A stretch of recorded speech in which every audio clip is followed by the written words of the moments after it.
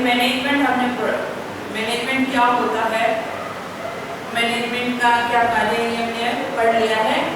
और शैक्षिक प्रबंधन एजुकेशन मैनेजमेंट क्या है, शिक्षा के अंदर सुधार के लिए जो व्यवस्था की जाती है उसे हम शैक्षिक प्रबंधन कहते हैं, जो भौतिक और मानवीय संसाधनों के समन्वय के द्वारा स्थापित की जाती है। एक संस्था प्रदान शैक्षिक संस्था को चलाने के लिए, विद्यालय या महाविद्यालय को व्यवस्थित रूप से चलाने के लिए एक मैनेजमेंट करता है, एक योजना बनाता है और उस योजना के अनुसार कार्य कराना और करना उनका उद्देश्य रहता है, जिसका प्रमुख उद्देश्य यह है कि शैक्षणिक गुणवत्ता को बढ़ाया जाए, बालक का शैक्षणिक ज्ञान बढ़ाया जाए और संस्था जो है प्रगति की ओर जो है जाए। क्योंकि बिना व्यवस्था के यदि किसी कार्य को किया जाता है तो उस कार्य की सफलता संदिग्ध होती है। उसी क्रम में हम आगे बढ़ते हुए आज हम जो है शैक्षिक प्रबंधन के सिद्धांत कौन कौन से उन सिद्धांतों का अध्ययन करेंगे। इसमें पहला सिद्धांत है स्वतंत्रता का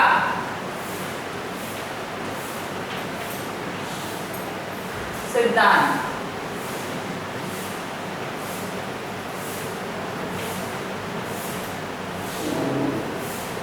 देखिए, जब कोई कार्य करने के लिए पहले योजना बनाई जाती है, उस योजना को आपने लूथर वाली परिभाषा से परिभाषित किया था कि किस प्रकार से जो प्रबंधन मैनेजमेंट किया जाता है। तो उसमें जब हम योजना बनाते हैं और योजना को क्रियान्वित करने के लिए संगठन की समूह में हमको कार्य करना पड़ता है। तो समूह में जब हम कार्य करते हैं तो हम जिन व्यक्तियों से, जिन मानवीय संसाधनों से कार्य को संपन्न करवा रहे हैं उनको कार्य करने की स्वतंत्रता दी जानी चाहिए। क्योंकि बिना यदि स्वतंत्रता के अभाव में और एक निरंकुश शासन के अंतर्गत यदि हम किसी से कार्य कराते हैं तो व्यक्ति स्वयं की बुद्धि नहीं लगाएगा, एक तो दूसरा उसके अंदर एक भय का वातावरण, भय का मन में निवास हो जाएगा। तो भय जब डर आ जाता है तो वो कार्य को अपनी स्वयं की बुद्धि से, अपने स्वयं की क्रिएटिविटी से, अपने स्वयं की मौलिकता से करने पर बल नहीं देगा।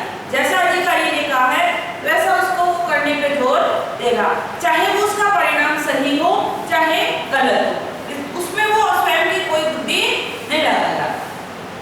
तो कार्य को सफल बनाने के लिए, कार्य को अधिक से अधिक उसको सफल बनाने के लिए जो संगठन में, समूह में जो हम कार्य करा रहे हैं उसमें समूह के व्यक्तियों को स्वतंत्र रूप से अपनी बुद्धिमत्ता को सम्मिलित करके कार्य को संपन्न करने की स्वतंत्रता दी जानी चाहिए, अन्यथा कार्य सफल नहीं होती है। देखिए, अपन ये भी देखते हैं जब हम बालक के ऊपर ही एक्सपेरिमेंट करते हैं, आप साइकोलॉजी पढ़ते हो और साइकोलॉजी में जब हम बाल मन की भावनाओं, बाल के बारे में ही हम पढ़ते हैं कि वो ऐसा व्यवहार क्यों करता है।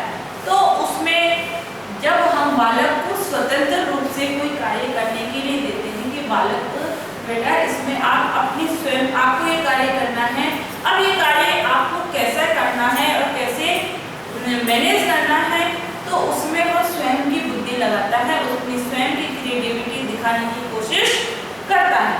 वैसे ही संगठन में जब हम व्यक्तियों से काम को मैनेजमेंट को सही करने के लिए, कार्य को संपन्न करने के लिए समूह में कार्य कराते हैं तो उससे क्या होता है, वो स्वयं की बुद्धि लगाकर कार्य को और अधिक अच्छा इफेक्टिव बनाने की कोशिश करता है। अब क्वेश्चन उठता है कि जब हम स्वयं की बुद्धि से कार्य को करते हैं कि भाई अधिकारी नहीं बोला कि हमको सबको कार्य बांट दिया, आपको ये करना है, आपको ये करना है, ये करना है, ठीक है, फिर आपको कैसे करना है उस कार्य को, उसके लिए आप भी स्वयं योजना बनाएंगे, उसके बारे में चिंतन करेंगे, मनन करेंगे। अधिकारी ने आपको बताया कि ये कार्य हमको इस तरीके से संपन्न करना, हो सकता है उसमें कोई त्रुटि हो तो हमारे पास उसके लिए कुछ नया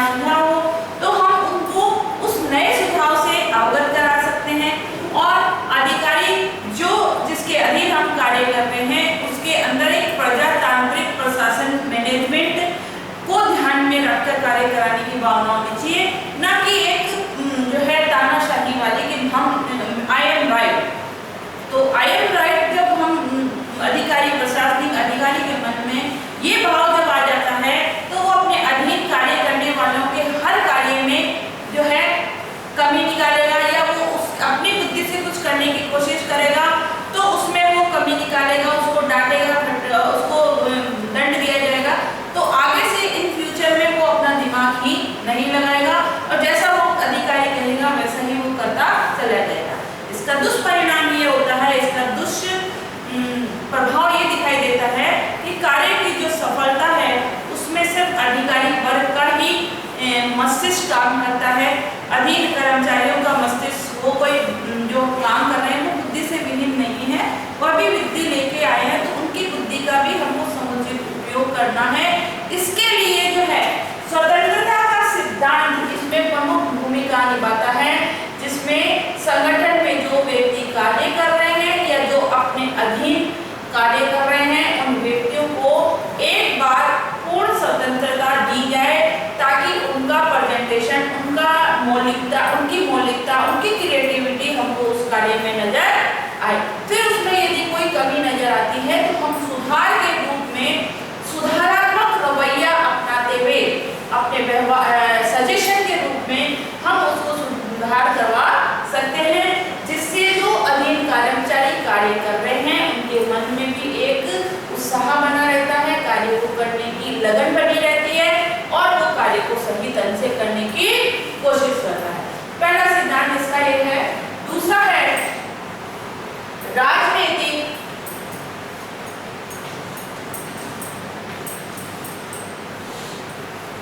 राजनीतिक विचारधारा।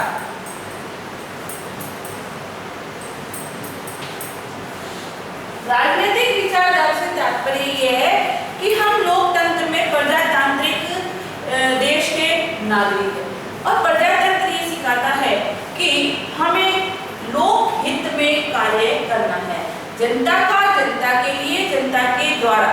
तो जो प्रबंधन, जो मैनेजमेंट किया जा रहा है उसमें भी हमको लोकतंत्र की, लोकतांत्रिक भावना को ध्यान में रख के कार्य को संपन्न करवाना है, ताकि कार्य जो है सहयोग, सहानुभूति, प्रेम के आधार पर स्थापित हो सके, कार्य को संपन्न कराया जाए। तो लोग राजनीतिक विचारधारा जो है लोकतंत्र की भावना को, लोकतंत्रीय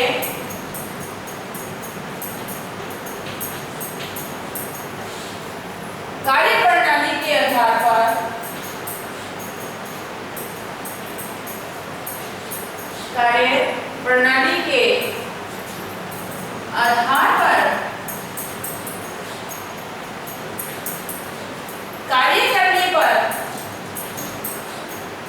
कार्य करने पर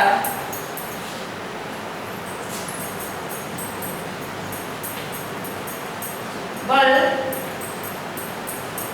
देता है। ठीक है।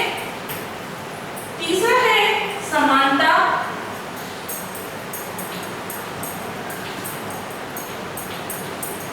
समानता का सिद्धांत।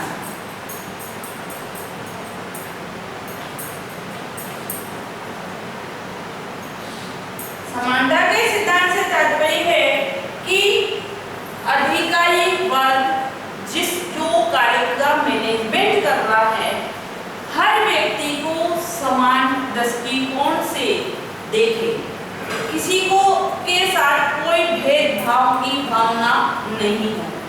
वह बहुत सुपर है या वो बहुत डाउन में है, ये वो बहुत इंटेलिजेंट है या बहुत ये इंटेलिजेंट नहीं है, इस तरह की भावना यदि मैनेजमेंट के अंतर्गत आ जाती है तो कार्यरत कर्मचारियों के मन में एक आक्रोश की भावना का उदय होने लग जाता है और वो आक्रोश की भावना समूह और संगठन में कार्य करने में बाधा का रूप ले लेती है।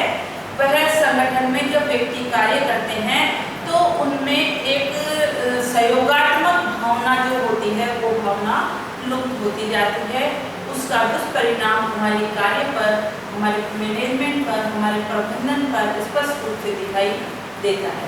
तो जो मैनेजमेंट किया जाता है उसके अंदर समानता की दृष्टिकोण का बहुत अधिक महत्व है और अपने हर कर्मचारी को एक समानता की भावना से देखना मैनेजमेंट कर्ता का प्रमुख उत्तरदायित्व होता है, जिससे अधीन कर्मचारी संस्था के में जो कार्यरत कर्मचारी हैं उनके मन में किसी भी प्रकार का कोई आक्रोश उत्पन्न नहीं हो, सभी को समान दृष्टिकोण से देखना इसका प्रमुख उद्देश्य है। ठीक है, इसमें लिखो उच्च अधिकारी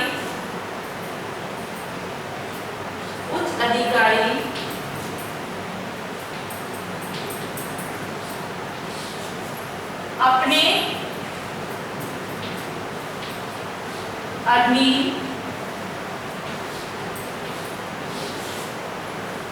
अधीन कार्य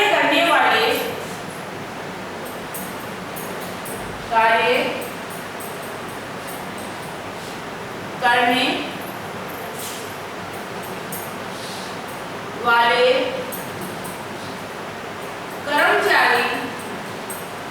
कर्मचारियों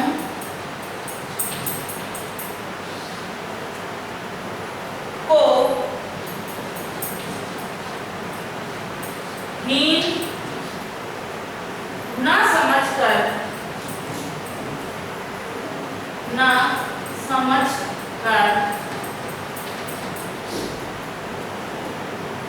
अपना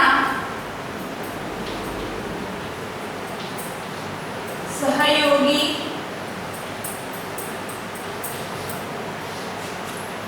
मानकर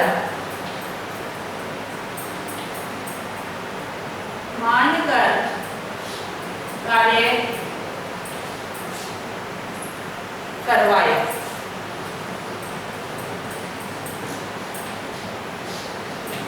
जिससे अधीन कर्मचारियों के मन में किसी भी प्रकार का कोई आक्रोश उत्पन्न नहीं हो। इसके बाद में चौथा जो है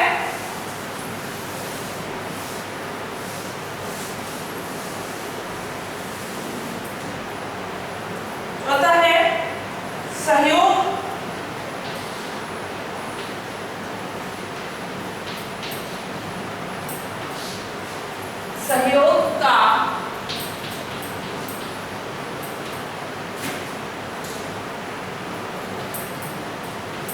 सिद्धांत। सहयोग का सिद्धांत से तात्पर्य यह है कि जो कार्य कर रहे हैं उनके कार्यों में अधिकारी वर्ग का सहयोगात्मक व्यवहार। हमने मैनेजमेंट करने के लिए कार्य की योजना बना ली और कार्य करने के लिए हमने बांट दिया, दे दिया। ठीक है, फिर जो कार्य कर रहे हैं उन व्यक्तियों की जाकर प्रबंधक को जो है समय समय पर सहयोग देना उसका उत्तरदायित्व माना जाता है। कार्य दे दिया और कार्य में करने के लिए दे दिया और कार्य में यदि कोई कमी है, ठीक है, तो उसका जब वो अवलोकन करेगा अधिकारी तब उसको समझ आएगा, क्योंकि उसने योजना बनाई है, योजना में कैसे कार्य कराना है, कार्य को ये पहले से ही प्रारूप तैयार हो जाता है।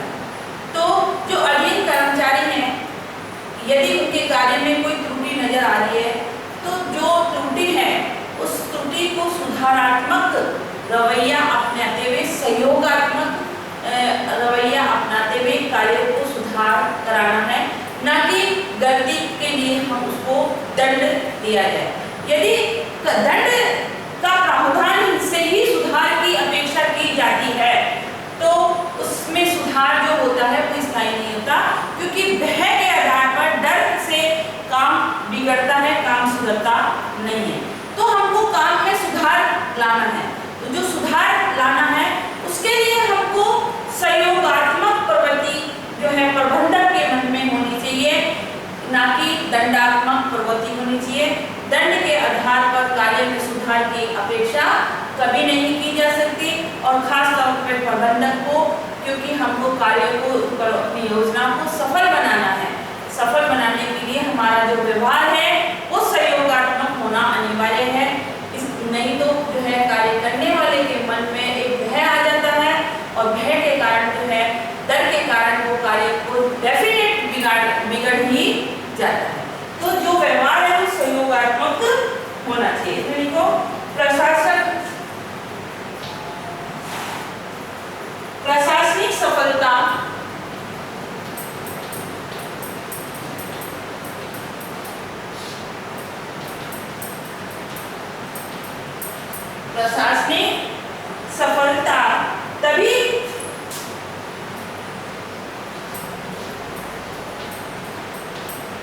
तभी प्राप्त हो सकती है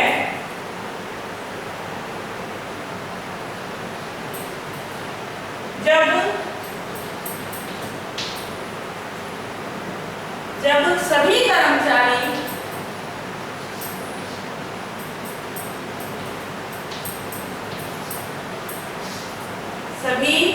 कर्मचारी मिलजुल कर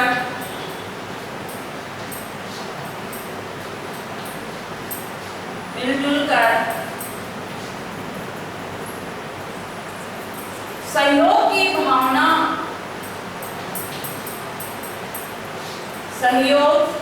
की भावना से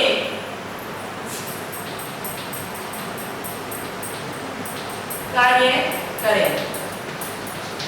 सब मिलजुल के सहयोग की भावना से जब कार्य करते हैं तो कार्य में जरूर सफलता हासिल होती है। अब है सर्वांगीण विकास। पांचवा है सर्वांगीण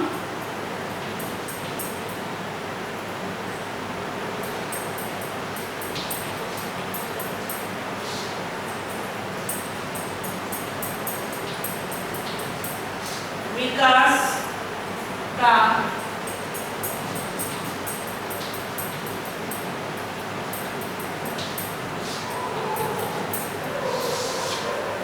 सर्वांगीण विकास जो है, शिक्षा से बालक का सर्वांगीण विकास करना शिक्षा का उद्देश्य माना गया है कि शिक्षा ही एक ऐसा माध्यम है जिसके द्वारा बालक का शैक्षणिक, सामाजिक, राजनीतिक, धार्मिक विकास संभव, शारीरिक विकास संभव। तो जो प्रबंधन किया जा रहा है उसमें ऐसी गतिविधियों को आयोजित किया जाना चाहिए जिससे बालक का सर्वांगीण विकास संभव हो। शारीरिक गतिविधियों से संबंधित जो पाठ्य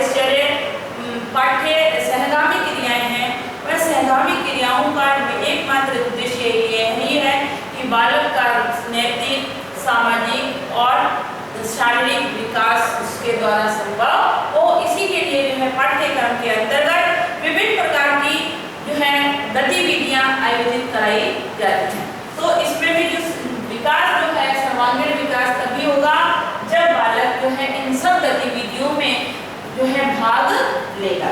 इसके बाद है स्वास्थ्य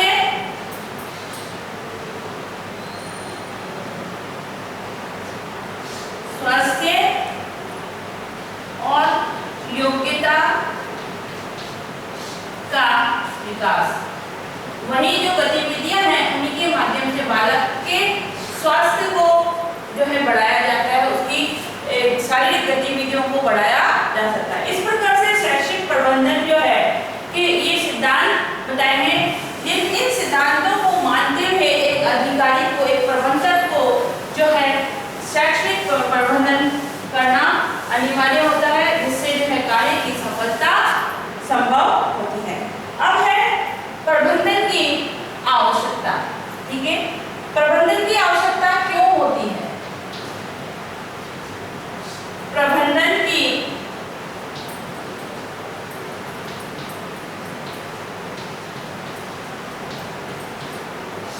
आवश्यकता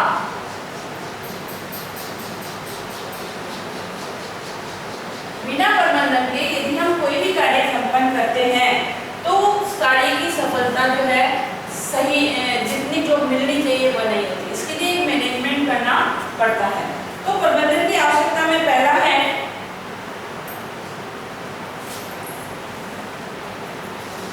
कार्य को संगठित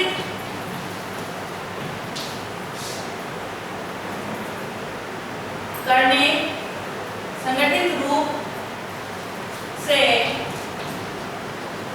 करने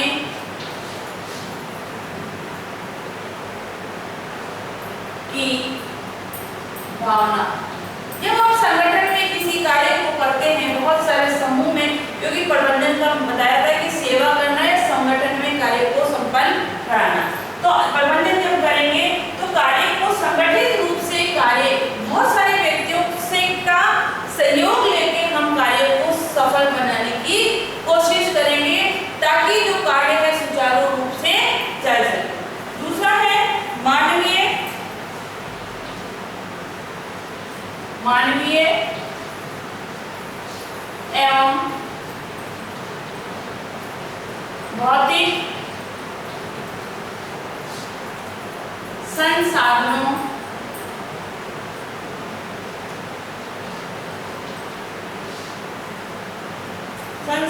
में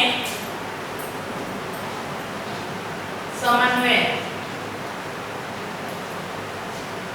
क्योंकि मैनेजमेंट में मानवीय और भौतिक संसाधन दोनों का संगठन होता है।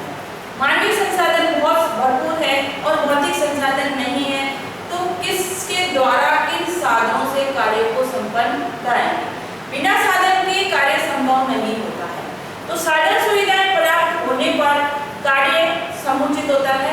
दोनों की का पर्याप्त होना ही कार्य की सफलता पर निर्भर करता है। एक के अभाव में दूसरा प्रभावित होगा, दूसरे के अभाव में पहला प्रभावित होगा। इसलिए जो प्रबंधन किया जाता है उसमें दोनों भौतिक संसाधनों को, मानवीय और भौतिक दोनों संसाधनों को ध्यान में रखा जाता है, दोनों का समुचित प्रबंधन किया जाता है। एक के अभाव में दूसरा इफेक्ट हो, ऐसा कार्य नहीं होगा। इसलिए दोनों संसाधनों का पर्याप्त समन्वय होना अनिवार्य है। दूसरा है, तीसरा है वातावरण में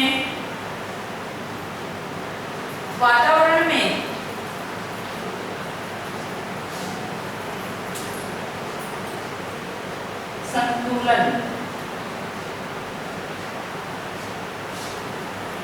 एक स्वस्थ और हेल्दी वातावरण किसी भी संस्था की प्रगति और अवनति के लिए उसका वातावरण बहुत निर्भर करता है। ठीक है, एक स्वस्थ और हेल्दी वातावरण जो होता है कार्य करने वाले कर्मचारियों के मन में एक उत्साह, जोश का संचार करता है, जिसके द्वारा जो है व्यक्ति उस वातावरण में जब काम करता है तो उसको एक अच्छी फीलिंग लगती है, एक खुशी महसूस होती है। वह वातावरण कब होता है? जब वहाँ का वातावरण बहुत हेल्दी हो, बहुत स्वस्थ हो।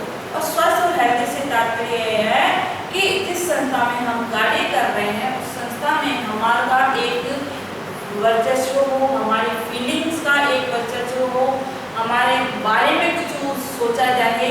सिर्फ संस्था का स्वयं का हित को ध्यान में रखकर यदि कार्य का मैनेजमेंट किया जाता है तो वहाँ का वातावरण हेल्दी नहीं होता। हम हेल्दी वातावरण तब उत्पन्न होता है जब अधीन कर्मचारियों का, संस्था का, दोनों का तालमेल, दोनों की प्रगति उस कार्य के अंदर निहित हो, तो उस वातावरण को हम जो क्या कहेंगे, स्वस्थ वातावरण। जो वातावरण है बिल्कुल संतुलन में है। जब हम उस संस्था में काम करते हैं तो उनको बहुत अपनापन लगता है, हम उसके बारे में सोचते हैं, उसकी के ख्याल रखते हैं, संस्था भी हमारे बारे में बहुत जो है ख्याल रखती है। तो ये भाव जब हमारे वातावरण के, हम संस्था के वातावरण में आ जाता है तो डेफिनेट वो संस्था जो है प्रगति करती है। इसके बाद है संस्था की गुणवत्ता में सहायता। मैनेजमेंट जो है संस्था की संस्था की गुणवत्ता में सहायक। एक हेल्थी वातावरण जो है कार्य को सफल बनाने में, कर्मचारियों को खुशहाली देने में के लिए होता है।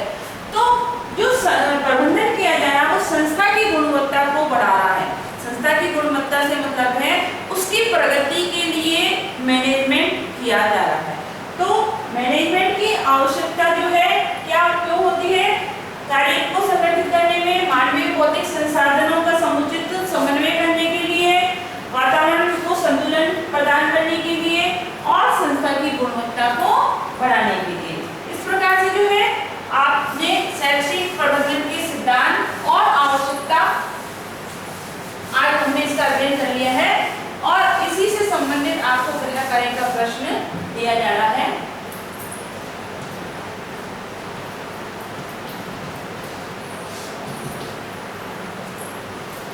शैक्षिक प्रबंधन की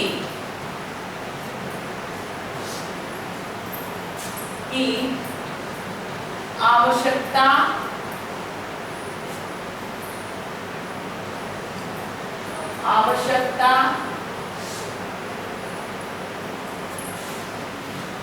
बताते हुए शैक्षिक प्रबंधन के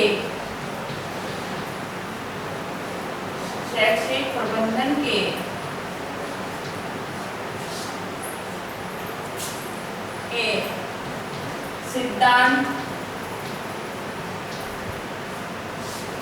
स्पष्ट कीजिए।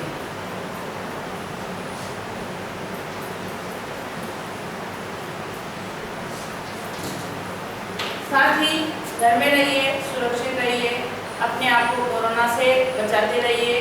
दिन में कम से कम 2 बार जो है गर्म पानी का सेवन करें। घर से निकलते वक्त मास्क लगाकर ही